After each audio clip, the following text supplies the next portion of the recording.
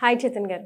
నమస్తే madam. Vitamin B12 and nerve weakness రాకుండా ఉండాలంటే ఎలాంటి ఫుడ్స్ తీసుకోవాలి? ఎలాంటి ఫుడ్లో B12 ఎక్కువగా ఉంటుంది? ఈ నరాల ప్రాబ్లం, B12 డెఫిషియన్సీ, ఈ రెండు ఎక్కువ ఎవరికి వస్తున్నాయి చెప్పండి మీరు? అందరికి వస్తున్నాయి చేతన్ గారు. ఈ సీజన్లో తో సబ్కు ఆ రहा है. ఈ సీజన్లో అందరికి వస్తున్నాయి అంటున్నారు కదా. నేను మీకు ఒకటి చెప్తాను. ఈ రోగంకి క్యాపిటల్ మన దేశం డయాబెటిక్ కదా. డయాబెటిక్ కి కదా. 35 ఏండ్లు 40 ఏండ్లు వాళ్ళకి షుగర్ వ్యాధి వస్తుందా లేదా? ఇప్పుడు ఈ షుగర్ వ్యాధి వస్తే వాళ్ళు ఏం స్టార్ట్ చేస్తారు? వాళ్ళేమో మందులు స్టార్ట్ చేస్తారు. ఈ మందుల ప్రభావం వల్ల మన కడుపులో అబ్జార్ప్షన్ తగ్గుతుంది. న్యూట్రియంట్ అబ్జార్ప్షన్, విటమిన్స్ అబ్జార్ప్షన్ తగ్గుతుంది. ఇదే కాదు, మోకాలు నొప్పి ఉంది, పెయిన్ కిల్లర్లు వాడుతుంటారు, న్యూట్రియంట్ అబ్జార్ప్షన్లు తగ్గుతాయి. మోకాలు నొప్పి ప్రాబ్లం చాలా సాధారణంగా మనకు కనిపిస్తుంది. సెకండ్ ఏంది? షుగర్ వ్యాధి ప్రాబ్లం. ఈ రెండిటికి మాక్సిమం పేషెంట్లు ఈ ప్రాబ్లంలతోటి ఎక్కువ బాధపడతారు. దానికి మందులు రెగ్యులర్ గా వాడతారు. దాంతో B12 డెఫిషియన్సీ చాలా మందికి పెరుగుతుంది. మరి మందులు వేసుకోకపోతే రోగం ఎట్లా తగ్గుతుంది? నేనేమంటా అంటే హోమియోపతి వాడండి, మనకు సైడ్ ఎఫెక్ట్ ఉండదు కదా. అప్పుడు B12 డెఫిషియన్సీ కూడా మీకు ట్రీట్మెంట్ అవుతుంది. మళ్ళీ నెక్స్ట్ ఏంది అంటే బయో అవైలబిలిటీ అని ఉంటుంది. బయో అవైలబిలిటీ అంటే ఏంది అంటే మీరు తినే దాంట్లోకి వెళ్ళి మంచిగా అబ్జర్వ్ అవుతుందా లేదా ఫుడ్. ఇప్పుడు కొన్ని మల్టీవిటమిన్లు ఉంటాయి, కొన్ని నుంచి మంచిగా అబ్జర్వ్ అవుతుంది, కొన్నిట్లోకి వెళ్ళి అబ్జర్వే కాదు. అయితే అది కూడా మ్యాటర్ చేస్తుంది. కానీ నేనేమంటా అంటే మీరు రెగ్యులర్లీ నేను 4 ఫుడ్లు చెప్తా. ఒక పేషెంట్ మన దగ్గర భీమవరం నుంచి వచ్చిండ్రు. ఆయనకి ఏం ప్రాబ్లం తెలుసా? షుగర్ వ్యాధి ఉంది, ఫుల్ కంట్రోల్లో లేదు. మళ్ళీ నెక్స్ట్ ఏంది అంటే ఆ పేషెంట్కి నరాల ప్రాబ్లం సివియర్. అంటే కాళ్ళల్లో స్పర్శ తెలుస్తలేదు ఆయనకు. నడుస్తుంటే కూడా చెప్పు ఉంటుంది కదా, ఎప్పుడు బయటికి వస్తుందో అర్థం అవుతలేదు. కానీ పడుకుంటే ఫ్యాన్ గాలి తగిలి మంట వస్తుంది, స్పర్శ లేదు. నడుస్తే చెప్పులు కూడా జారిపోతుంది ఒక్కొక్కసారి. ఫ్యాన్ కింద పడుకుంటే ఏమో మంట పెట్టినట్టు ఉంటుంది, స్పర్శ లేదు, మళ్ళీ మంట కూడా వస్తుంది. అంటే మీరు ఆలోచించండి ఎంత విచిత్రంగా ఉంది అనేసి. ఎందుకు అట్లా అవుతుంది అంటే పెరిఫరల్ న్యూరోపతి అనేసి అంటాము. దానివల్ల ఇట్లా అవుతుంది. ఇది ఎందుకు అవుతుంది? షుగర్ వ్యాధి పేషెంట్స్ లో ఎక్కువ అవుతుంది. వేరే కారణాలు కూడా ఉంటాయి, కానీ షుగర్ వ్యాధి పేషెంట్ లో ఇది ఎక్కువ అవుతుంది. ఎన్ని రోజులు ఇట్లానే డయాబెటిక్ ట్రీట్ కాకుండా ఇట్లానే కంటిన్యూ అవుతుంటే ఈ పెరిఫరల్ న్యూరోపతి అటాక్ అవ్వచ్చు అని కాదు.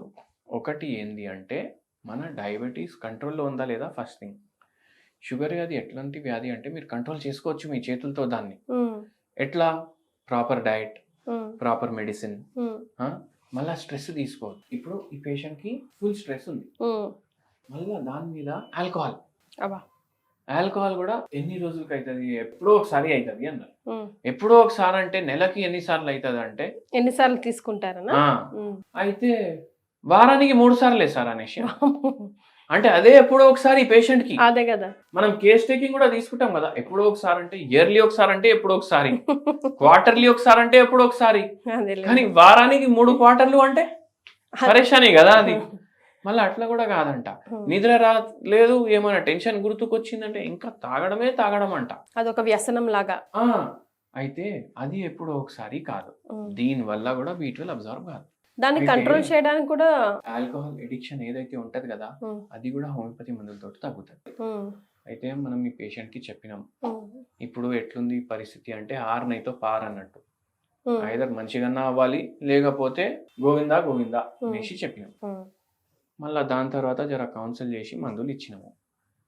ఫస్ట్ 2 months లో ఆయనకు B12 లెవెల్ పెరిగినాయి. చాలా తక్కువ, 73 ఉండే లెవెల్. చాలా అంటే చాలా తక్కువ. ఎంత ఉండాలండి? అది ఎక్కువనే ఉండాలి. ఇప్పుడు రేంజ్ ఇస్తారు, కొందరు 180 నుంచి 600 ఇస్తారు, కొందరు 120 నుంచి 600, 700 ఇస్తారు. కానీ ఒక 300-400 అయితే ఉండాలి. అలాంటిది 70 ఉంది ఆయనకి. మళ్ళా ఏంది అంటే ఈ నరాలది ఎక్కువ అవుతుంది. ఓన్లీ నరాలదే కాదు, మళ్ళీ B12 నరాలను అయితే ఖచ్చితంగా చేస్తుంది, రక్తహీనత కూడా తీసుకొస్తుంది బాడీలో. మనం ఏం చెప్పినాము, చేపలు ఈజీలీ అవైలబుల్ ఉంటాయి భీమవరంలో. వారానికి 3 సార్లు తాగుతారు కదా, ఆ తాగుడు వదిలేసి 3 సార్లు మీరు చేపల పులుసు తినండి అన్న. ఫ్రై చేయొద్దు, చేపల పులుసు మీరు తక్కువ ఆయిల్ తోటి చేసుకోవాలి.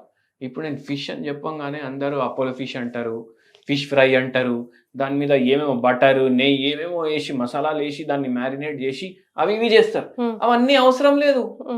మీ ఇంట్లో చెప్పండి చేపల పులుసు చేసేయి అనేసి, వాళ్ళు కొంచెం ఆయిల్ వేసి జీలకర్ర మంచిగా వేయాలి, దాంట్లో జీలకర్ర మంచిగా వేసి వాము ఉంటది కదా, కొంచెం వాము కూడా వేసుకోండి మీరు, బ్లాక్ పెప్పర్ ఒకటి, ఇవి పోపుల చేసేటప్పుడు మంచిగా వేసి ఏం చేయాలి, దీని రసాలు కూడా వస్తాయి ఆ రసంలో, ఆ పులుసులో, దాంట్లో మీరు చేపల పులుసు రెడీ చేసుకోండి. ఇట్లా ఎందుకు చేసుకోవాలి, చేపల్లో మీకు B12 ఉంటుంది, బ్లాక్ పెప్పర్, వాము, జీలకర్ర, ఈ మూడు ఏం చేస్తాయి అంటే డైజెషన్ మంచిగా అబ్జర్వ్ అయ్యేలాగా చేస్తుంది. ఇట్లా రెగ్యులర్ తీసుకోండి. అరే మేము చేపలే చేయం అనేసి అంటారు కొందరు, మేమేం చేయాలి వెజిటేరియన్స్ కి అయితే PPP అనేసి ఉంటది. ఇప్పుడు PPP అంటే ఏంటి, పాలు P, పెరుగు P, ఇంకోటి పనీర్. ఇప్పుడు మనం నార్త్ ఇండియన్స్ లాగా పనీర్ అంటే అవసరం లేదు, పనీర్ బటర్ మసాలా అవి ఇవి వాళ్ళు ఏవో ఫుల్ బటర్ వేసి అవి ఇవి హోటళ్లలో దొరుకుతుంది కదా, అట్లా ఎందుకు. నేనేం చెప్తా అంటే చేపల పులుసు చేసుకుంటున్నారు కదా, పనీర్ గ్రేట్ చేసి పులుసులో మీరు వేసుకోండి, ఫ్రై కూడా చేసే అవసరం లేదు. ఏం తిన్నా దాని మీద మంచిగా నెయ్యి వేసి తినండి, గ్లైసిమిక్ ఇండెక్స్ కూడా తగ్గుతుంది, నరాలకు కూడా మంచిది. నరాలు దేనితో తయారవుతాయి, ఫ్యాట్ తోటి తయారవుతాయి. నెయ్యి ఏంది, ఫ్యాట్, గుడ్ ఫ్యాట్, అది హెల్ప్ చేస్తుంది నరాలకు మంచిగా చేయడానికి. మైలిన్ షీట్ దెబ్బ పడ్డది అనుకోండి, అది రిపేర్ చేయడానికి హెల్ప్ చేస్తుంది. మీరు ఏం కర్రీ చేసుకున్నా దాంట్లో పనీర్ వేయండి, మీరు ఏం కర్రీ చేసుకున్నా దాంట్లో మీరు నెయ్యి వేసుకోండి, సాల్వ్ కదా మ్యాటర్. బీరకాయ చేసుకున్నారు, జర పనీర్ వేసేయండి, ఏమవుతుంది. సో వెజిటేరియన్స్ అయినా నాన్ వెజిటేరియన్స్ అయినా నర్వ్ వీక్నెస్ కి మరి స్పెషల్ గా B12 తక్కువ ఉంటే సేమ్ ఇవే ఫాలో అవుతాయి, నరాలు కూడా మంచిగా అవుతాయి, B12 కూడా మంచిగా అవుతుంది. ఈ రెండు ఫుడ్లు మీరు మైండ్ లో పెట్టుకోండి. నాన్ వెజిటేరియన్స్ అయితే ఫిష్ పులుసు, వెజిటేరియన్స్ అయితే PPP, పన్నీర్, పాలు, పెరుగు. Thank you so much Chaitanya.